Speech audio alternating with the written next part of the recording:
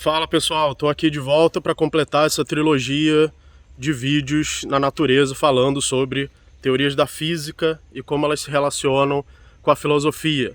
Como eu disse no meu vídeo, a filosofia precisa da física. Por que a filosofia precisa da física?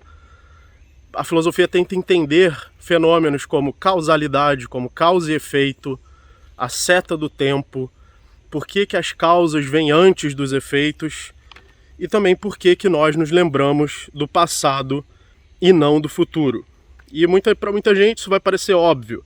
As pessoas vão apelar ao senso comum. Ah, é fácil, por que a gente lembra do passado e não do futuro? É porque o passado já passou, é porque o passado aconteceu. Então a gente pode lembrar do que aconteceu. E o futuro não aconteceu, então a gente não pode lembrar.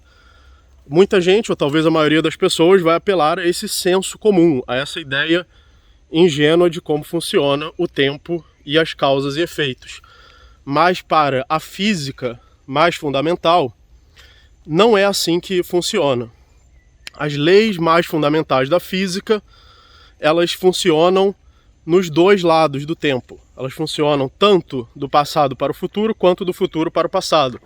Por exemplo, a lei de gravitação universal, os corpos aceleram na direção da massa do passado para o futuro, e também aceleram na direção da massa do futuro para o passado. A lei não se inverte se você inverter a seta do tempo. Por exemplo, você vê um objeto caindo, ele está acelerando na direção da massa.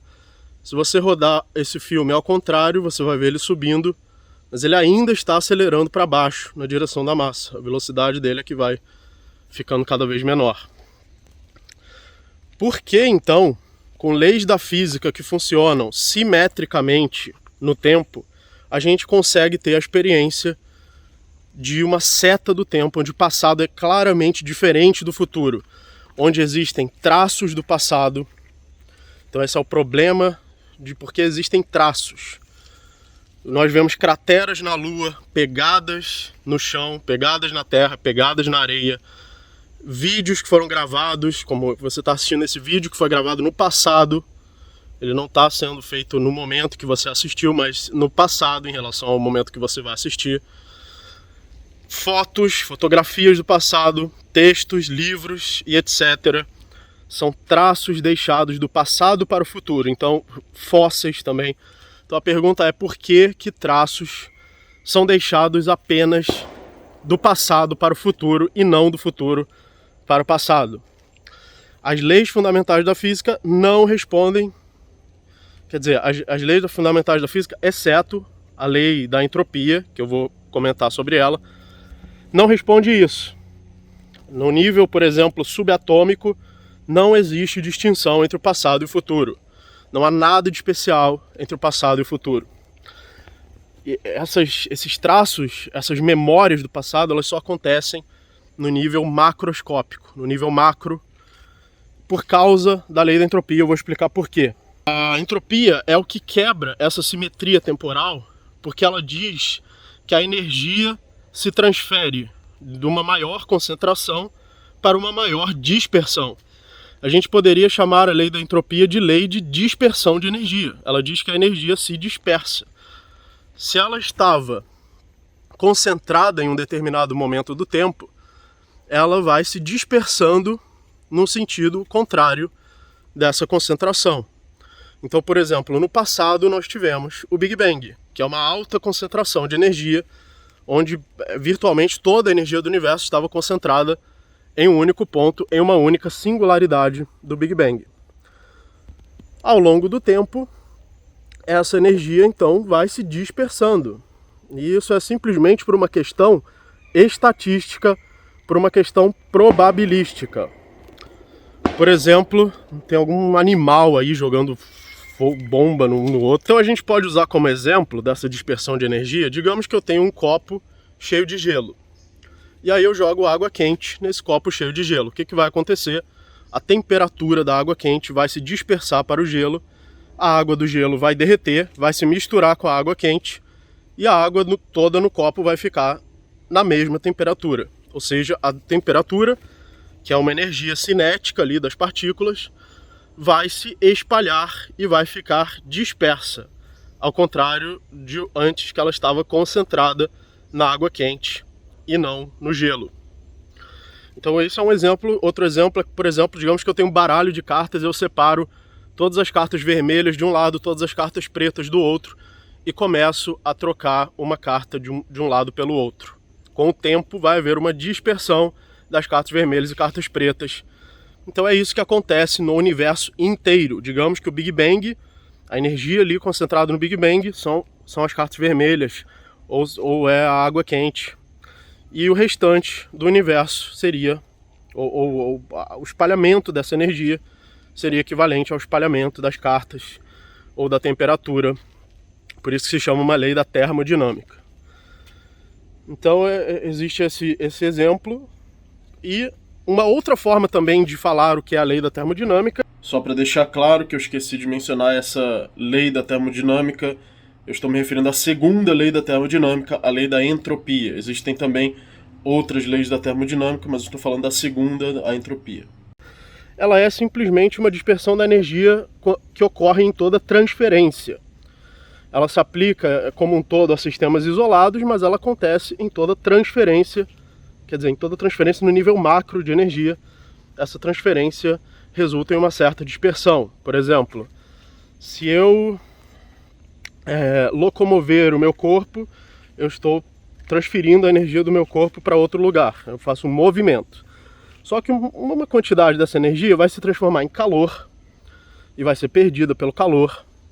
Uma quantidade dessa energia vai fazer fricção com o chão, vai fazer um atrito com o chão, e aí também vai se transformar em calor. Então nem toda a energia que eu estou aplicando para fazer um movimento vai se transferir para o movimento. Uma parte dessa energia vai se perder na forma de calor, ou seja, vai se dispersar. Então isso acontece no universo inteiro com todo o movimento. A energia está constantemente se dispersando. Por que ela se dispersa só para o futuro e não para o passado? Simples, porque no passado houve grande concentração de energia. E essa concentração vai se espalhando na direção contrária dessa grande concentração. Na direção contrária é o futuro. Aliás, a gente só chama o futuro de futuro e o passado de passado com relação a essa dispersão de energia. A gente dá esses dois nomes de futuro e passado porque existe maior concentração de um lado e maior dispersão do outro. E é isso que dá pra gente a nossa noção psicológica do que é passado e futuro. Sem a entropia, nós, é claro, não existiríamos, nenhum ser biológico existiria sem entropia, porque a própria evolução, biologia, como a gente vai ver ainda nesse vídeo, é baseada na entropia, na dispersão de energia, mas a gente não teria a mínima noção de passado e futuro também. Então as pessoas usam o senso comum, o passado passou, o futuro ainda não passou, então eu posso lembrar do passado e não do futuro. Isso não é verdade. Inclusive, você tem tanta informação, tanta possibilidade de prever o passado, quanto de prever o futuro, usando, por exemplo, as posições e os movimentos das partículas. Os traços que são deixados do passado para o futuro são uma questão que só pode ser explicada pela entropia. Além da entropia, diz respeito à energia disponível para o trabalho e pode, assim, passar a haver correlações e traços deixados do passado para o futuro, como, por exemplo, pegadas. Então, pegadas são traços ou podem ser chamadas de memórias deixadas no chão de alguém que pisou em cima do chão. Então, existem fatores para que sejam possíveis esses traços, como, por exemplo, a baixa entropia em algum momento. Houve uma baixa entropia no Big Bang. Isso é um fator que torna possível a existência de traços, mas esse não é o único fator, porque no Big Bang em si poderíamos dizer que não existiam traços, ou talvez o único traço fosse o próprio Big Bang, fosse a própria singularidade do Big Bang. Existe também uma separação entre sistemas. Então, por exemplo, por que eu posso deixar uma pegada no chão? Porque existe uma separação entre o meu pé e o chão. Então precisa haver uma separação entre sistemas para haver traços e memórias. Precisa haver uma transferência de energia entre esses sistemas. Então, uma transferência de energia do meu pé e o chão, entre o meu pé e o chão. E essa transferência precisa ser parcial e não total. Porque se toda a energia do meu pé e toda a energia do chão fossem misturadas instantaneamente, não haveria nenhum traço também. Então precisa haver concentração de energia em algum momento do tempo, no passado, precisa haver separação entre sistemas e uma troca parcial de energia entre sistemas. São 3 condições para haver traços. E eu tirei essas 3 condições de um artigo do físico Carlo Rovelli, que se chama Memória e Entropia. Na verdade, ele é que pensou nessas três condições para que traços possam existir, ou seja, para que traços e memórias possam existir. Traços, então, são uma etapa sempre intermediária de troca de energia. Elas não estão nem no Big Bang e nem no final do universo, onde toda a energia já se dispersou. Os traços estão apenas no meio, apenas numa etapa intermediária de entropia e dispersão de energia. Então, por exemplo, eu tenho um copo cheio de gelo e eu pingo gotas de água quente nesse gelo. O que vai acontecer? Essas gotas vão fazer furos no gelo e vão deixar traços onde eu posso prever o passado, posso saber onde as gotas de água quente caíram para fazer aqueles furos no gelo. Só que depois que passa um tempo, o gelo derrete e aí esses traços são desfeitos.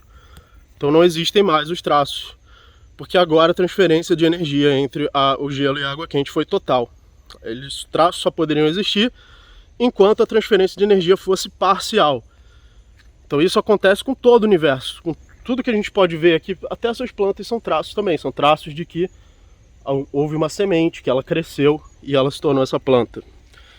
Todos os traços, inclusive toda a vida, então toda a vida é feita de traços, toda a biologia é feita de traços, toda a seleção natural acontece com os traços, por isso que ela segue a seta do tempo também, do passado para o futuro, porque a formação de traços só acontece na direção da seta do tempo, do passado para o futuro, por isso que a seleção natural também acontece apenas na direção da seta do tempo, do passado para o futuro. E isso só é possível numa etapa intermediária. No Big Bang não poderia haver vida, não poderia haver seleção natural, e no final do universo também, teoricamente, não pode haver, a não ser que algum outro fator que nós ainda não entendemos reverta a entropia. Se a entropia não for revertida, não poderá haver vida no final do universo, quando a transferência de energia for total entre todos os objetos do universo. Outra questão sobre a entropia e os traços é que existem menos formas de concentração de energia e mais formas de dispersão. Por exemplo, se eu tenho uma folha, essa folha tem poucas possibilidades de estar inteira, como ela está agora. Mas se eu começar a rasgar a folha, eu tenho muito mais possibilidade de como ela pode estar rasgada. Então é muito mais fácil eu saber como ela estava quando ela era inteira, e muito mais difícil eu saber como ela vai estar depois que ela for rasgada. E por isso também que os traços acontecem apenas na direção da seta do tempo. Isso é uma outra explicação de por que isso acontece. Então já está estabelecido que todos os traços são formados pela dispersão de energia e que, portanto, a formação de traços acontece apenas na direção da seta do tempo, do passado para o futuro. E os organismos biológicos, quando a gente vai falar de memórias biológicas e psicológicas, eles também funcionam nessa direção da seta do tempo, do passado para o futuro. Pois o funcionamento de todo organismo biológico também depende da dispersão de energia, já que toda funcionalidade gasta energia. Tudo é escasso e toda funcionalidade biológica depende do gasto e, portanto, da dispersão de energia, e logo toda funcionalidade biológica acontece do passado para o futuro. Como a gravação de novas memórias, por exemplo, por uma rede neural de um organismo biológico, pelo cérebro de um animal ou do ser humano, a gravação de novas memórias é uma função biológica e, como qualquer outra função biológica, depende do gasto e da dispersão de energia. Logo, a gravação de novas memórias só pode ser feita na direção da linha do tempo do passado para o futuro e não do futuro para o passado. Então é por isso que nós lembramos do passado, mas não lembramos do futuro. É por causa da entropia, do aparecimento de traços, que depende de uma transferência parcial de energia, da seleção natural que se aplica a esses traços e a sua capacidade de transmitir sua própria informação do passado para o futuro na direção da seta do tempo, e do fato de que toda funcionalidade biológica gasta energia, dispersa energia, também funciona do passado para o futuro, e o armazenamento de novas memórias também é uma função biológica como qualquer outra e que funciona, portanto, apenas do passado para o futuro. E é por isso que a gente lembra do passado e não lembra do futuro. É por isso que os traços são deixados apenas do passado para o futuro. Nós vemos pegadas do passado, crateras na Lua feitas por meteoros no passado, e fósseis do passado, vídeos gravados no passado, e a gente não vê isso do futuro. Porque os traços são deixados do passado para o futuro, funções biológicas acontecem do passado para o futuro, memórias são gravadas do passado para o futuro. Até mesmo a percepção biológica também acontece do passado para o futuro. Por exemplo, por que a luz chega dos nossos olhos? Porque ela é uma dispersão da energia do Sol. Aliás, a luz emitida por qualquer objeto é uma dispersão da sua energia emitida na forma de fótons. E, assim como as ondas sonoras também são uma dispersão da energia, seja do instrumento musical, das cordas vocais, dos músculos que movem as cordas vocais. Quando os pássaros cantam, eles estão dispersando sua energia através dos músculos. Então é por isso também que o som se propaga do passado para o futuro, porque ele é uma dispersão de energia. A luz se propaga do passado para o futuro, porque ela é uma dispersão de energia. E a percepção humana, captando essas informações, também só pode captá-las do passado para o futuro. Então é por isso também que tanto a nossa percepção, a nossa gravação de memórias, o nosso processamento de informação no cérebro, todos esses fenômenos acontecem do passado para o futuro por causa da entropia, da direção da seta do tempo, da entropia, que é a dispersão de energia. Então esse vídeo é muito importante, tanto para demonstrar logicamente como funciona o mecanismo da seleção natural, de uma forma totalmente lógica, abstrata e dedutiva, quanto também para demonstrar por que a seta do tempo existe para seres biológicos, para a evolução, para a seleção natural, para a percepção, para inteligências, para redes neurais, mas não para partículas subatômicas e para as leis básicas da física. Apenas para a entropia, que é uma lei estatística da física. Então não existe passado absoluto, início absoluto do universo. A gente chama o Big Bang de início do universo por uma questão relativa de concentração de energia, assim como a gente chama o centro da Terra de centro, o lado onde está apontando para baixo, porque ele é o centro da Terra, mas lá do outro lado do planeta Terra as pessoas dizem que para baixo é o que nós dizemos que é para cima, porque eles estão do outro lado do centro da Terra. Então passado e futuro também são relativos, assim como as direções para cima e para baixo são relativas, e portanto não existe essa questão de início absoluto do universo, essa questão de criador do universo também não faz sentido quando você leva em consideração que futuro e passado são relativos. Então é importante também para isso, também para refutar argumentos cosmológicos de teístas e criacionistas. É importante para mostrar como funciona o mecanismo da seleção natural apropriadamente, e não de uma forma leiga, de uma forma ingênua. E provavelmente importante para outras questões também, de como funciona a inteligência e de como funciona a evolução da criação de ferramentas, a inteligência, a tecnologia, enfim. E a singularidade tecnológica também, que eu vou falar mais em outros vídeos. Muito obrigado e até a próxima.